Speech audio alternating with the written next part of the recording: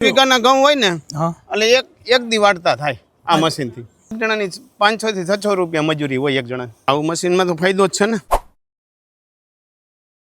પાછો હું અમારા ગામની અંદરમાં મખોડ આવેલો છું અને ત્યાં અમારા કાકા આની પહેલાં અમારી પાસેથી 2-3 મશીન તો લઈ ગયા હતા અને એ શણાની અંદરમાં કાઢી દાળ બનાવીને વેચે છે તો સારામાં સારી ઇન્કમ તો કરે જ છે.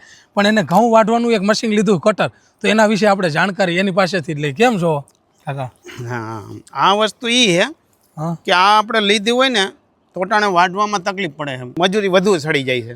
હા અને આપણે ઢોર રાખ્યા હોય તો આ કુંવર છે ને આ ઉપયોગ આવે ઢોરને ખવડાવવા, ગાયુંને એને ગાયોને ખવડાવવામાં કુંવર ઉપયોગ આવી જાય. આ ઉપયોગ આવી જાય. એમાં શું કે આ વસ્તુ તમે હાર્વેસ્ટમાં આખો તો એમાં કુંવર ન થઈ શકે, હાર્વેસ્ટરમાં આ કુંવર ન થાય, એ બધી તો ઉડી જાય. એટલે એને તો દિહારી હરગાવાનું જ રહીએ. હરગાવી નાખી. આ એ હરગાવાનું જ રહીએ. બીજું શું, આ એ નકર સોમાં હે એ વસ્તુ આપણે માંડ્યું આવીને તો એમાં નડે, હળે નહીં હળે નહીં. એટલે આપણે બેલી આખી હોય નડે.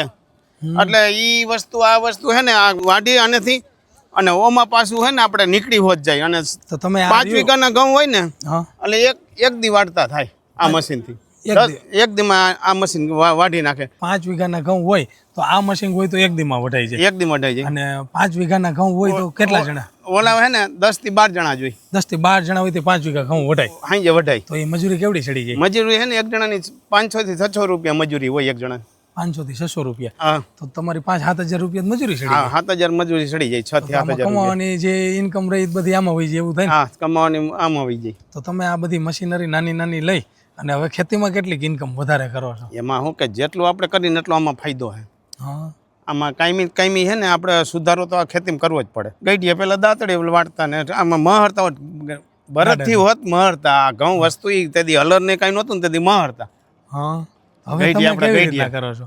આ હે ને આમાંથી વઢાઈ જાય અને આમાં હે ને સીધા પછી 8 દી પછી તપી જાય ને હા એટલે આમાં સીધા અહીંથી આપણે ઓરવી દેવાનું. આ આપણે મશીન નાનું જ છે, ઘરનું જ એટલે આમાં ઓરી લીધેલું. આમ કરીને આમ ઓર દેવાના.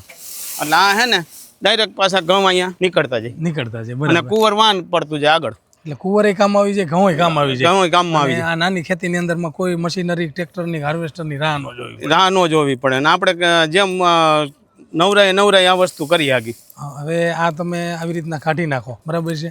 ત્યાર પછી જે ઘઉં નીકળ્યા અને આની અંદરમાં કોક ને કોક કૂતરિયા ને એવું આવ્યું હોય તેને સાફ સફાઈ કરવા માટે, એને સાફ સફાઈ કરવા આ મશીનમાં કાઢી નાખવાનું. આ મશીનમાં કાઢી. હા, આમાં હે ને હા 3 જારી આવે.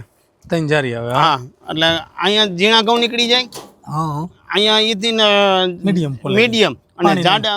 અને આમાં હે ને જાડા ઘઉં નીકળી જાય અને ધૂળ અહીંયા નીકળી જાય. એટલે બધું ચોખ્ખું થઈ જાય. ચોખ્ખું થઈ જાય. ઉષા કરીને ધાર દઈને વાવલવાનું કરી છે, કઈ કરવાની જરૂર નહીં. આમાં ધાર જ દેવાઈ જાય અને દયણું થઈ જાય. તમારા હિસાબે તમારો શું એવો સંદેશ દેવો છે કે ભાઈ કોઈ પણ નાના ખેડૂત હોય અને જો આવું કરે તો શું કરવું જોઈએ? એવું મશીન લેવું જોઈએ કે ન લેવા જોઈએ? આવું મશીનમાં તો ફાયદો જ છે ને. થોડી વસ્તુ હોય તો આપણે ઘરે કરી શકીએ.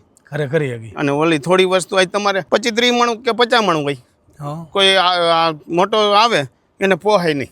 વાળી આવું 5 કિલોમીટર આવવું, 5 કિલોમીટર જવું અને આ તમારું 10 મિનિટનું 15 મિનિટનું જ કામ હોય એનું. બરાબર, 15 મિનિટનું કામ હોય ને એમાં એક દી વયો જાય. ઓને પોહાય નહીં. મોટા ટ્રેક્ટર વાળા ડીઝલ બારે એથી તો અહીંયા ઓછું હાંકવાનું થાય એને. એટલે એને ન પોહાય. એટલે આ વસ્તુ તમે ઘરે કરો ને તો તમને પોહાય. આ તમારા ગામના ગીધા કાકા, એને બધી મશીનરી રાખી છે અને નાની ખેતીની અંદરમાં ટકાટક ઝાઝી ઇન્કમ લે છે. હવે એને ખાસ એવું કીધું કે મોટા હાર્વેસ્ટરવાળા હોય અને 1-2 વીઘા ઘઉં હોય ને તો ખરેખર હકીકત વાત છે કે એ લોકો આવે તો ડીઝલ બારીને આવે તો એને ન પોસાય. જો વધારે પૈસા લે તો ખેડૂતને ન પોસાય. તો પણ તમારે જો વાડીએ ઘઉં થયા હોય ને તો ચિંતા કરતા નહીં. ઘઉં હોય, ક્ષણા હોય, બાજરો હોય, જાહેર હોય, કાંઈ પણ હોય ને હલરની અંદરમાં કાઢવાની વાત આવે ને અને ઓછી જમીન હોય તો ચિંતા કરતા નહીં, અમારો કોન્ટેક કરજો. તમને પણ આવી જ રીતના ખેતીની અંદરમાં 1.5 ડબલ ઇન્કમ આવે ને એવી કંઈક વ્યવસ્થા કરી દઈશું.